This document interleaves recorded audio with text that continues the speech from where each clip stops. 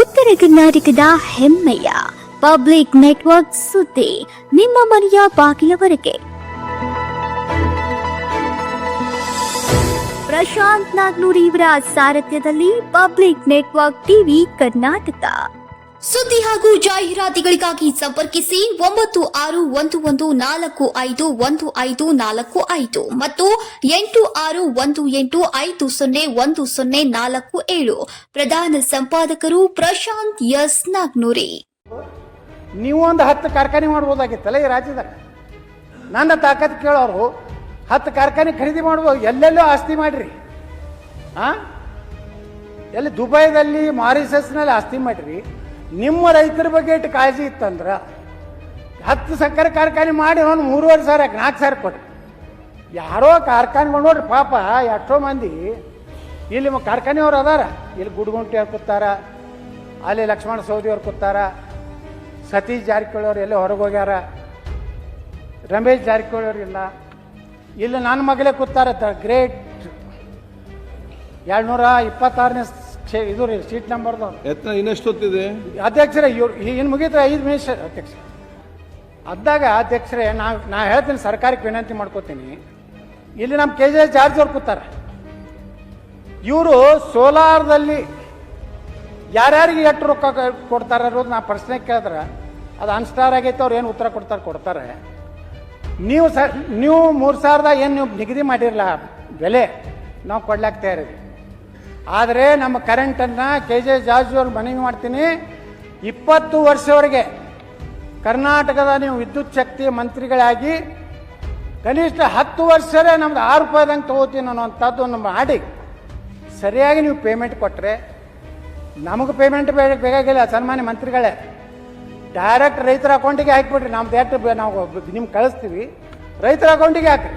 ನೀವು 6 ರೂಪಾಯಿ ಕೊಟ್ಟರೆ 60 ಪೈಸಾ ಏನು ಪ್ರತಿ ಯೂನಿಟಿಗೆ ನೀವು ಏನು ಚಾರ್ಜ್ ಮಾಡ್ಲಾಕತ್ತೀರಲ್ಲ, ಅದನ್ನು ನೀವು ವಾಪಸ್ ನೋಡಿರಿ.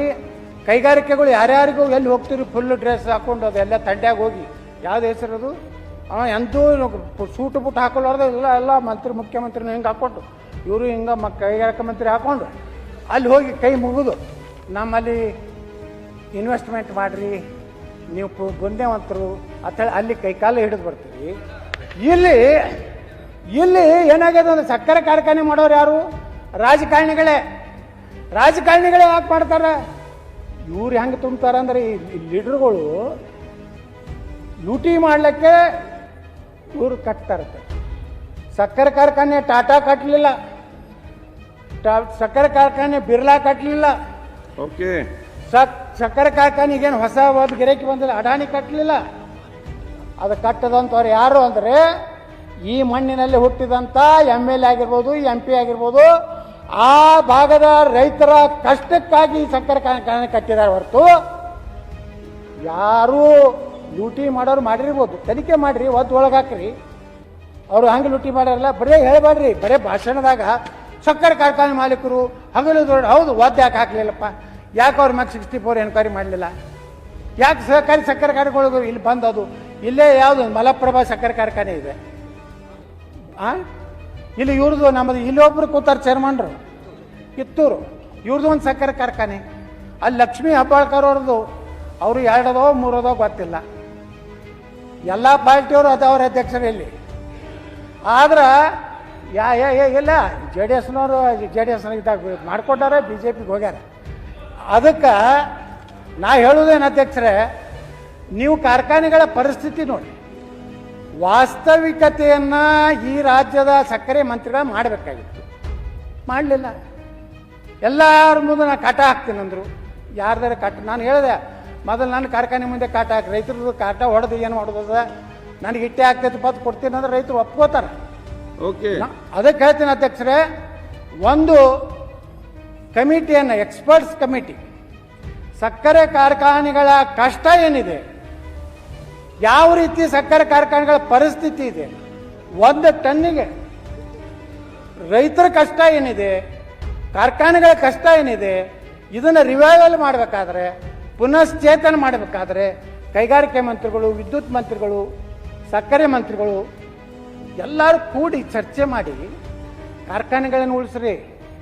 ನೀವು ಇದೇ ರೀತಿ ಸುಮ್ಮನೆ ಕೊಡದೇ ಇದ್ರೆ ಜೈಲಿಗೆ ಹಾಕ್ತೇನೆ, ಕೊಡದೇ ಇದ್ರೆ ಏನು ಜೈಲಿಗೆ ಹಾಕ್ತೀನಿ ಹಾಕಿರಿ, ಮತ್ತೇನು ಮಾಡೋದು? ಮಾಡಿವಲ್ಲ ನೋಡಿ ಕೆತ್ತೆ ಬೀಜಿ ಮಾಡೀವಿ, ತಪ್ಪು ಮಾಡೀವಿ, ಭಾಳ ದೊಡ್ಡ ತಪ್ಪು ಮಾಡೀವಿ. ನಾವು ಇದು ಮಾಡಬಾರ್ದಾಗಿತ್ತು.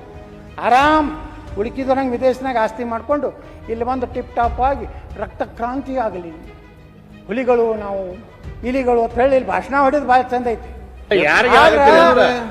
ಯಾರು ಏನು ಯಾರಿಗೆ ಹೋಗ್ಬೇಕದು ಹೋಗಿ ಯತ್ನಾಳ್ ಅವ್ರು ಆ ಕಡೆಗೆ ನೋಡ್ತಾರೆ. ಕೋನ್ ರೆಡ್ಡಿ ನಿಮಗೆ ಇತ್ತದು ನಿಮಗೆ ಚುಚ್ಚುತ್ತದೆ. ಅದಕ್ಕೆ ನಾನು ಆಗ್ರಹ ಮಾಡ್ತೀನಿ, 14,500 ಕೆಲವೊಂದು ಚಾನಲ್ದವ್ರು ಅವರು ಮಹಾನ್ ಗ್ರೇಟ್ ಚಾನಲ್ದವ್ರು ಅದಾರ, ಅವ್ರು ಕೂತು ಹೌದಾ 14,500 ನೋಡಿ ರೈತರಿಗೆ ಕಾರ್ಖಾನೆ ಮಾಲೀಕರಿಂದ ಭಾರಿ ಮೋಸ, ಆಯ್ತು. Dan Dan Dan. ಅರೆ ನಾ